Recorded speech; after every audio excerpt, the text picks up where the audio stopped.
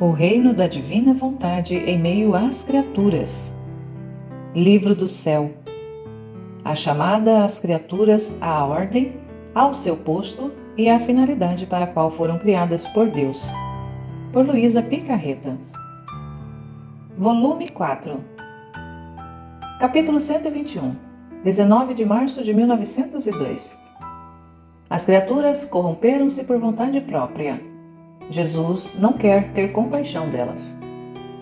Continuava com o remorso, mas Jesus continuou ouvindo e, querendo reparar o que tinha feito no dia anterior, lhe disse: Senhor, vamos ver o que fazem as criaturas. São suas imagens. Não queres ter compaixão delas? E ele: Não quero ir. Por vontade própria se corromperam e eu permitirei que o que serve para seu alimento lhe sirva de infecção. Queres ir tu ajudar, a consolar, a fazer alguma coisa? Veja, mas eu não. Assim deixei o meu amado Jesus e fui no meio das criaturas. Ajudei alguém a morrer e depois vi de onde vinha o ar infectado. E fiz várias penitências para afastá-lo e depois voltei e continuava a fazer-se ver o bendito Jesus, mas em silêncio. Capítulo 122, 23 de março de 1902. O apoio da verdadeira santidade é o conhecimento de si mesmo. Depois de ter esperado muito, veio meu dulcíssimo Jesus e me disse: Minha filha, o apoio da verdadeira santidade está no conhecimento de si mesmo. E eu: Sério? E ele: Certo, porque o conhecimento de si desfaz a si mesmo e apoia tudo no conhecimento que adquire de Deus, de modo que seu agir é o mesmo obrar divino, não ficando mais nada do próprio ser.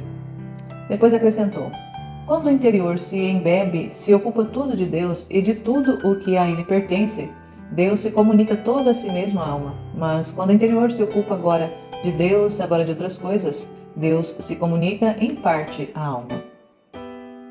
Capítulo 123, 27 de março de 1902. Ensinamento de Jesus acerca da justiça. Encontrando-me fora de mim mesma, procurava o meu docíssimo Jesus e, enquanto girava, o vi nos braços da Rainha Mãe. Cansada como estava, toda atrevida, quase lhe o tirei e o tomei nos meus braços, dizendo-lhe: Meu amor, esta é a promessa de que não me deixarias, se nos dias passados pouco ou nada viestes?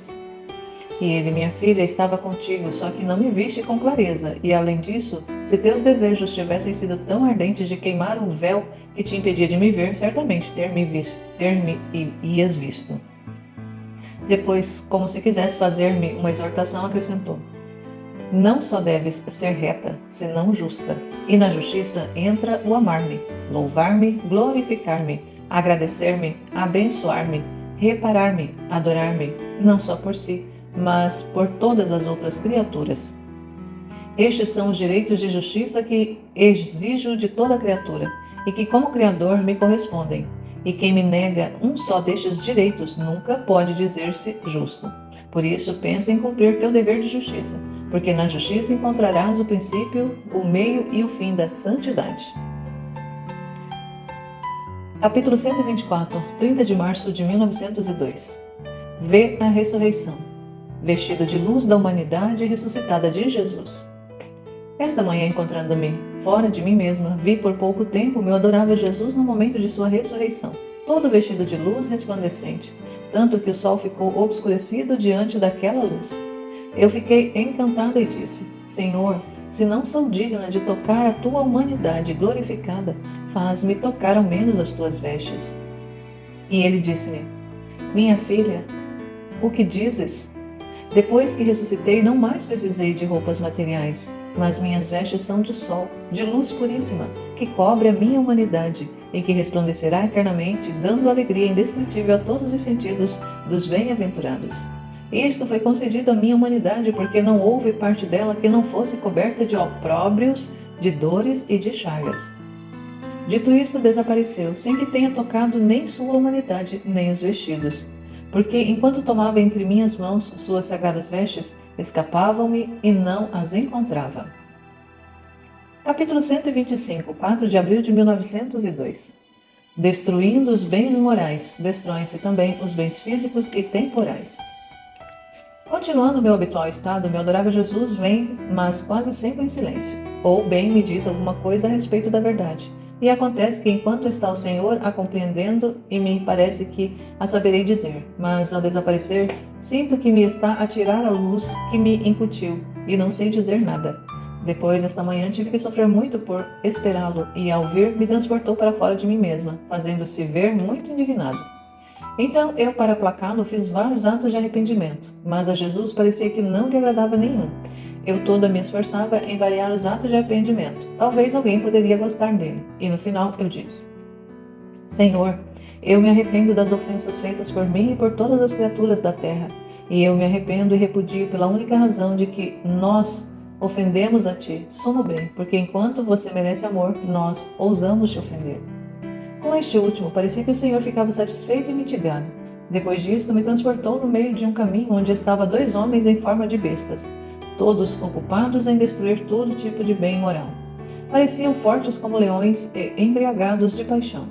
Só ao vê-los dava terror e medo, e o bendito Jesus me disse: Se queres aplacar-me um pouco, vê e passa no meio daqueles homens para convencê-los do mal que fazem, enfrentando sua ira. Embora um pouco tímida, mas fui, e assim que me vieram, queriam me devorar. Mas eu lhes disse: Permitam que eu fale e depois façam o que quiserem.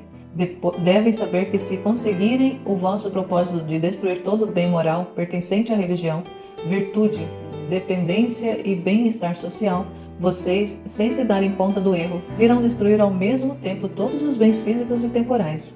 Porque quando se tiram os bens morais, outro tanto se multiplicam os males físicos. Portanto, sem se darem conta, vão contra vós mesmos, destruindo todos aqueles bens caducos e passageiros que tanto amais. E não só isso, senão que vão buscando destruir vossa própria vida, e sereis causa de fazer derramar lágrimas amargas aos vossos descendentes. Depois fiz um ato gravíssimo de humildade, que nem sequer sei dizer, e aqueles ficaram como um a quem passa o estado de loucura, e tão fracos que nem sequer tinham força de me tocar. Assim passei livre e compreendia que não há força que possa resistir à força da razão e da humildade. Capítulo 126, 16 de abril de 1902. Modo de reprimir as paixões. A importância dos primeiros movimentos dela. Esta manhã meu adorável Jesus não vinha. Então, eu, não vendo, disse: O que estou fazendo neste estado, se o objeto que me encantou não vem mais? É melhor acabar logo com isso. Enquanto dizia isso, meu doce Jesus veio por pouco e me disse: Minha filha, todo ponto está em reprimir os primeiros movimentos. Se a alma está atenta a tudo isto, tudo irá bem. Senão, aos primeiros movimentos não reprimidos sairão fora as paixões e romperão a força divina que, como perto, circunda a alma para tê-la bem guardada e afastada pelos inimigos que sempre buscam ensinar e danificar a pobre alma. Mas se assim que os adverte entra em si mesma, humilha-se, arrepende-se e com coragem põe remédio, a força divina se fecha de novo em torno da alma. Mas se não põe remédio, a força divina já foi quebrada, dará lugar a todos os vícios. Por isso, está atenta aos primeiros movimentos, pensamentos, palavras que não sejam retos e santos.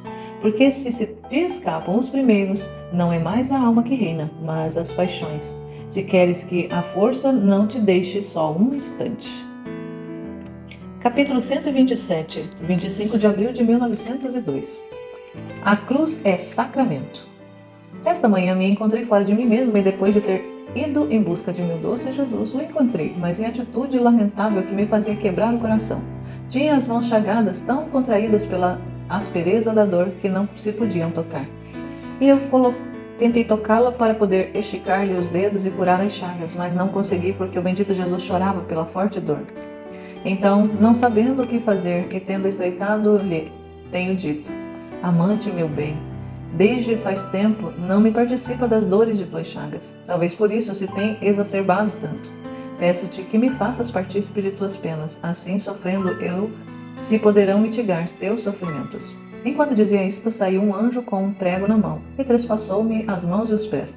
E enquanto ia pregando o prego nas minhas mãos, os dedos se afrouxavam e as chagas do meu amado Jesus ficavam curadas.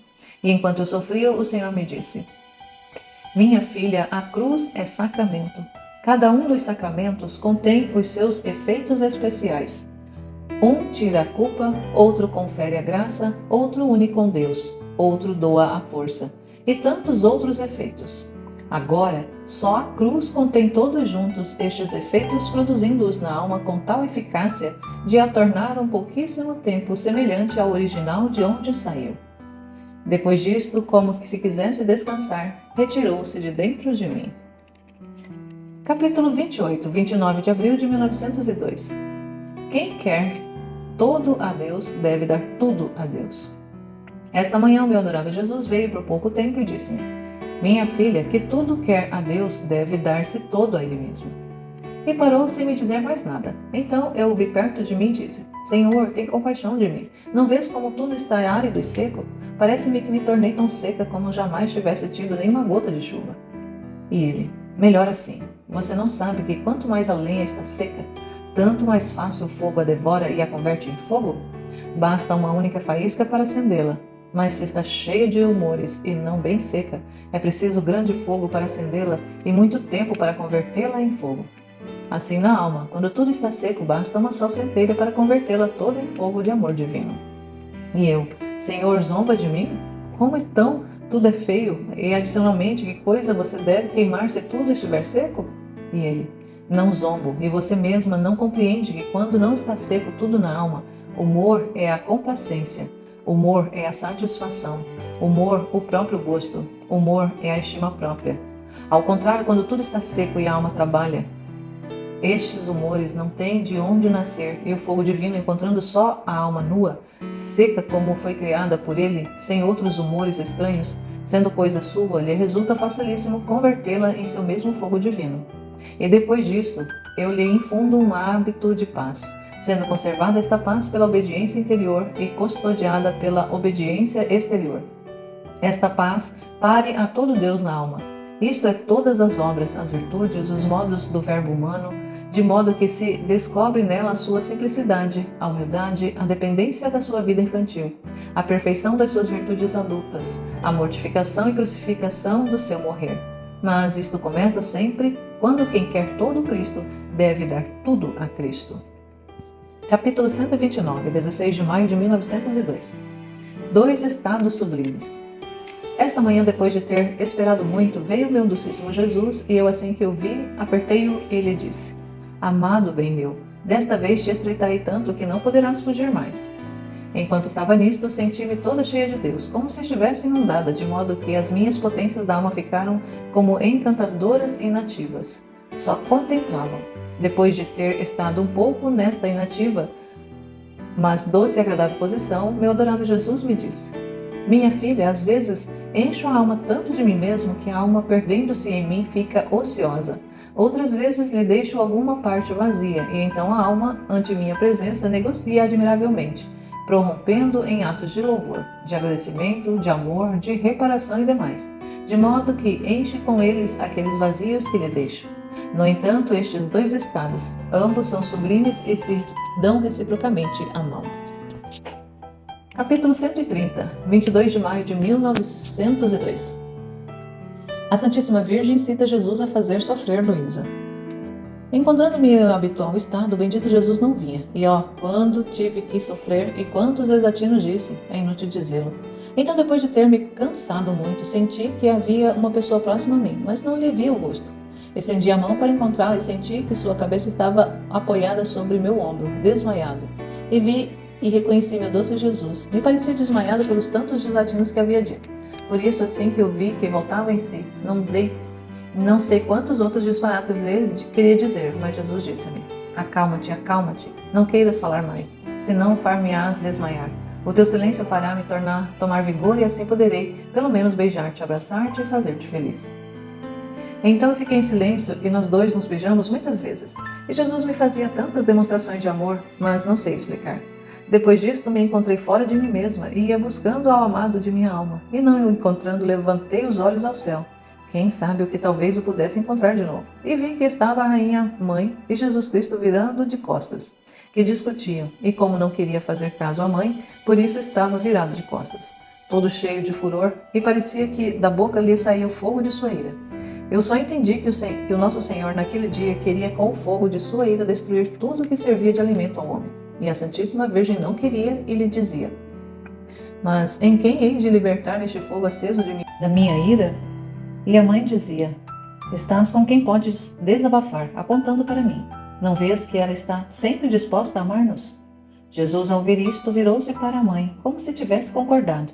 Chamaram os anjos, dando a cada um deles uma centelha daquele fogo que saía de Jesus. E eles levavam-nas a mim, pondo-as uma na boca e as outras nas mãos, nos pés e no coração. Eu sofria, sentia-me devorar, amargar por aquele fogo, mas sentia-me resignada a suportar tudo. O bendito Jesus e a mãe eram espectadores do meu sofrimento. E Jesus parecia, de algum modo, calmo. Enquanto eu estava nisto, encontrei-me em mim mesma e estava o confessor para me chamar obediência como o habitual. Mas em vez de me chamar obediência, pôs a intenção de me fazer sofrer a crucificação. Jesus participou dos seus sofrimentos. Parece que o confessor tinha completado a obra iniciada pela Rainha Mãe. Seja tudo para a glória de Deus e seja sempre bendito. Capítulo 131, 2 de junho de 1902. O trono de Jesus é composto de virtudes. A alma que possui as virtudes o faz reinar em seu coração. Esta manhã, depois de ter esperado muito, Jesus bendito se moveu em meu interior e vi que estava dentro de mim, abraçado, sustentado como por outra pessoa. Eu fiquei maravilhada ao ver isto e Jesus me disse: minha filha, o interior da alma é um acúmulo de paixões, e conforme a alma vai abatendo as paixões, assim toma lugar cada uma das virtudes, cortejada por graus de graça, e segundo a virtude vai se aperfeiçoando. Assim a graça lhe fornece seus graus. E como meu trono é composto de virtudes, assim a alma que possui as virtudes me fornece os braços, o trono para poder reinar em seu coração e ter-me continuamente abraçado e cortejado, até me deleitar com ela. Agora, sendo que a alma pode manchar-se, mas a virtude fica sempre intacta, e até enquanto a alma a sabe ter, está com ela. Quando não, volta-se a mim, ou seja, de onde saiu. Por isso, não se maravilhe se me viu assim em seu interior. Capítulo 132, 15 de junho de 1902. O amor não é um atributo de Deus, mas a sua própria natureza. O amor que verdadeiramente ama a Jesus não pode perder-se. Encontrando-me no meu estado habitual, meu adorável Jesus, transportando-me para fora de mim mesmo, disse-me: minha filha, todas as virtudes podem dizer-se que são os meus dotes e os meus atributos, mas o amor não pode dizer-se que seja um atributo meu, mas a minha própria natureza. Por isso, todas as virtudes formam meu trono e minhas qualidades, mas o amor me forma a mim mesmo. Ao ouvir isto, eu me lembrei que no dia anterior eu tinha dito a uma pessoa que eu temia pela insegurança da salvação, de quem verdadeiramente ama Jesus Cristo, pode estar seguro de salvar-se. Eu considero impossível que Nosso Senhor afaste de si uma alma de todo o coração, que todo o coração o ama. Por isso, pensemos em amá-lo e teremos em nosso próprio punho nossa salvação. Então perguntei ao amante Jesus se tinha dito mal, e ele respondeu: amada minha, com razão você disse isso, porque o amor tem isto de próprio: o formar de dois objetos um só, de duas vontades uma só. Assim que a alma que me ama forma consigo uma só coisa, uma só vontade. Então como pode separar-se de mim? Muito mais que sendo minha natureza, amor, onde encontra alguma centelha de amor na natureza humana, em seguida a une ao amor eterno. Então, assim como é impossível formar de uma alma duas almas, de um corpo dois corpos, assim é impossível que se perca quem verdadeiramente me ama. Capítulo 133, 17 de junho de 1902.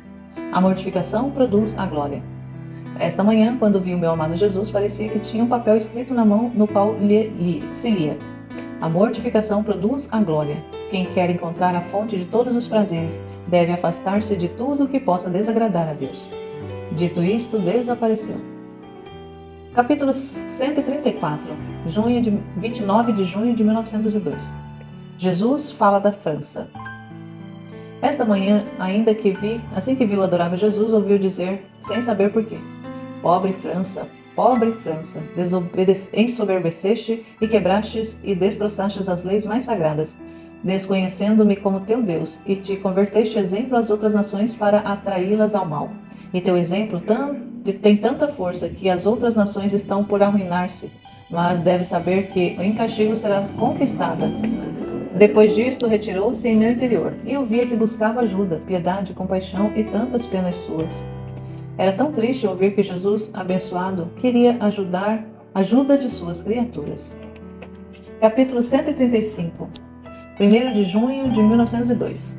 As verdadeiras vítimas devem expor-se às penas de Jesus. Maquinações contra a Igreja e contra o Papa. Encontrando-me no meu habitual estado, encontrei-me fora de mim, ajoelhada sobre um altar junto com outras duas pessoas. Enquanto estava nisto, veio o Jesus Cristo sobre o altar e disse: As verdadeiras vítimas devem ter comunicação com a minha própria vida, devem desfrutar de mim mesmo e expor-se às minhas próprias penas. Enquanto eu estava a dizer isto, ele tomou uma taça na mão e deu-nos a todos os três a comunhão. Atrás daquele altar parecia que estava uma porta que dava para uma rua cheia de gente e cheia de demônios, de modo que não se podia caminhar nem ser oprimido por eles, sem ser oprimido por eles. Porque estando cheios de espinhos agudíssimos, não se podia fazer movimento sem sentir-se cravar por toda parte. A qualquer custo teria querido fugir daqueles diabólicos furores, e quase me forçava em fazê-lo, mas não sei quem me impediu, dizendo: Tudo o que você vê são maquinações contra a Igreja e contra o Papa. Querem que o Papa saia de Roma para invadir o Vaticano e apropriar-se dele. E se você quer subtrair-se destes transtornos, os homens e os demônios tomarão força e farão sair estes espinhos que extirparem a Igreja acerbamente, e se você aceitar sofrê-los, ficarão enfraquecidos uns e os outros. Ao ouvir isto, parei, mas quem pode dizer o que passei e sofri? Acreditava que não devia sair do meio daqueles espíritos diabólicos, mas depois de ter estado quase uma noite, a proteção divina me libertou. Capítulo 136, 3 de julho de 1902. Jesus fala-lhe de sua vida eucarística. Continuando meu estado habitual, encontrei-me fora de mim mesma, dentro de uma igreja, e não encontrando meu adorável Jesus, fui tocar a uma custódia para que ele me abrisse. E não me abrindo, tornando-me atrevida, eu mesma abri e encontrei a mim mesma, sozinha e único bem. Quem pode dizer minha alegria? Fiquei como estática ao ver sua beleza indescritível. E Jesus, ao ver-me, lançou-me nos seus braços e disse-me: Minha filha, cada período da minha vida deve receber um homem distinto e especiais atos e graus de imitação, de amor, de reparação e mais. Mas o período da minha vida eucarística, como é toda vida de escondimento, de transformação e de contínua consumação, tanto que posso dizer que meu amor, depois que chegou ao excesso e mesmo ter se consumado, não pode encontrar em minha infinita sabedoria outros sinais externos de demonstração do amor para com o homem. E assim como a encarnação, a vida, a paixão e a morte de cruz obtém amor, louvor, agradecimento, imitação, assim a vida sacramental obtém do homem um amor estático, amor de dispersão em mim, amor de perfeita consumação, e consolando-se a alma na minha própria vida sacramental, pode-se dizer que faz diante da divindade os mesmos ofícios que continuamente estou fazendo, eu diante de Deus por amor dos homens. E esta consumação fará com que a alma desemboque a vida eterna.